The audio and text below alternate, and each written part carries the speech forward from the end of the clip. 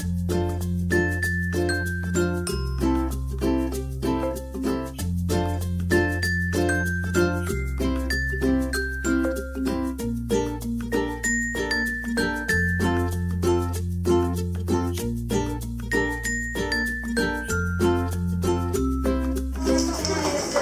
next story is from Kids These Days, Stories from Luna East, Arts Academy, Volume 1, published by Anglo.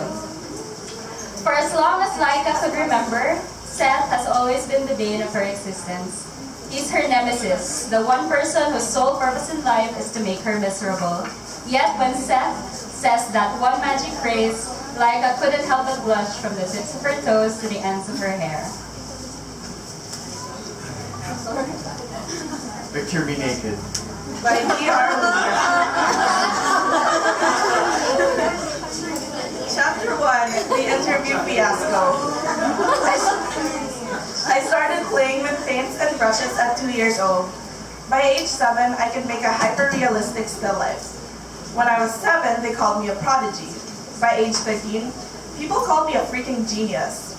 Besides art, I also excelled in academics, which is probably the reason why people tag me as the smart one.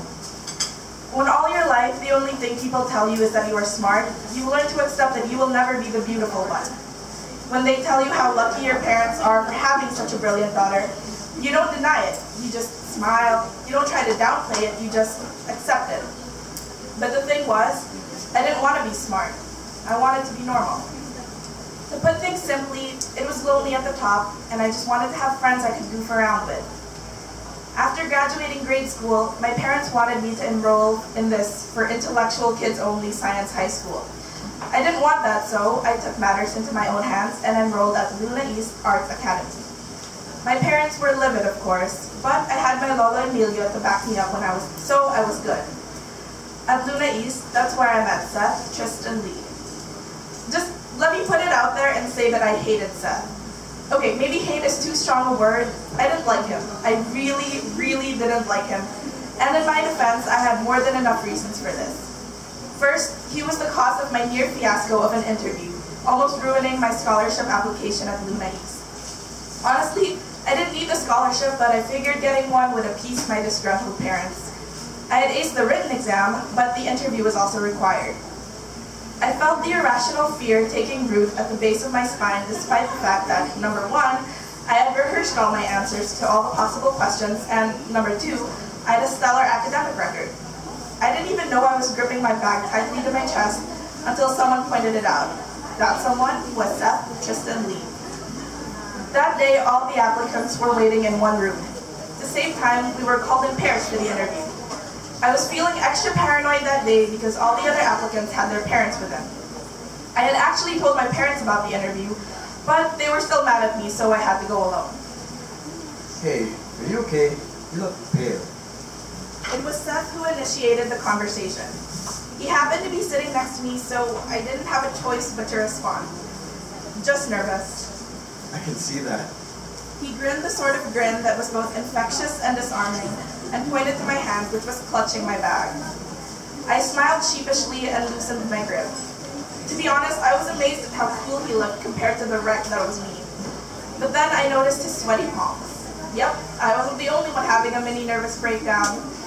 That calmed me down a little, and it turned out I wasn't the only one without parents around either, because Seth also came to the interview alone. I'm Seth, by the way. I noticed him wiping his hand on his pants before offering it to me. When I shook his hand, it was cold and clammy. Yep, he was nervous all right. I'm Laika. How did your entrance exams go? He asked. Normally, I wasn't chatty. I wasn't even good at making conversation with new acquaintances. But at that instance, I figured that having someone to talk to would distract me from a possible meltdown. It was fine. Question number 42 made my day, I replied, hoping that he remembered what the question was. Oh yeah, that was awesome. They should include more questions like that. So, what was your answer? I asked, trying to bait him. If he really did remember the question, or if he was just being polite. It's Minnie, definitely Minnie Mouse. I finally smiled at him, feeling a little more at ease. He said, I don't think anyone can get the answer wrong. To his credit, he remembered the question, which was, who is Mickey Mouse's girlfriend? about you? How was your entrance exam? I asked, trying to keep the conversation going.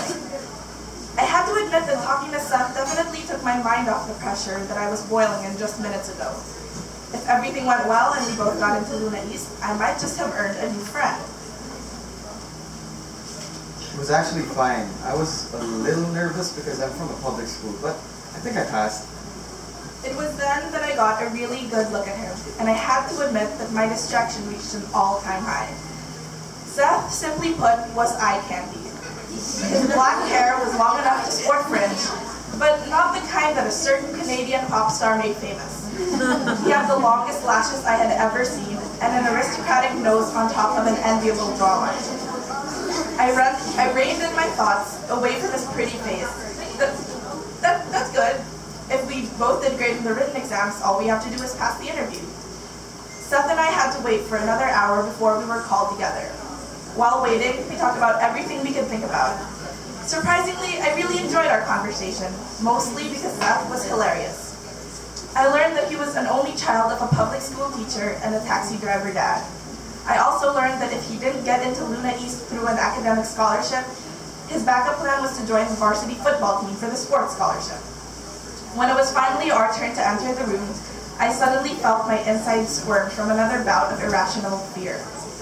The nervousness that I had kept at bay came back in full force. I couldn't move properly, and I felt my throat tightening. Are you okay? I'm truly nervous. You want to know the trick I use for interviews? A playful smile was dangling on his lips. That smile made me wary, but I was feeling desperate. I asked him. Picture someone naked.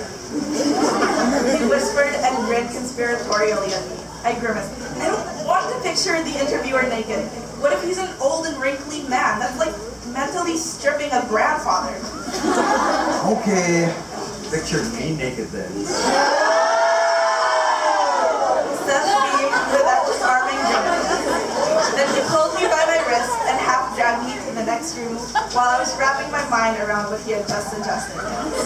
And you know what? The stupidest thing about it was, I had unconsciously taken his advice. I kept seeing Seth half naked. During the interview, I couldn't simply look away from him since we were sitting opposite each other. And even if I didn't look at him, I couldn't block out the persistent mental image. Worse, I realized I kept seeing Seth half naked because I had never seen a man fully naked before. He should have never suggested such a thing in the first place. My knack for seeing things in my head realistically was an invaluable skill for my art, but now it had become my downfall. Seth breezed through the interview confident and articulate. I, on the other hand, looked like some overly shy, mumbling idiot because I was blushing madly the whole time. I couldn't even speak straight because Seth was sitting in front of me and I couldn't help but picture him half naked. Suffice it to say that my interview was nothing short of a disaster.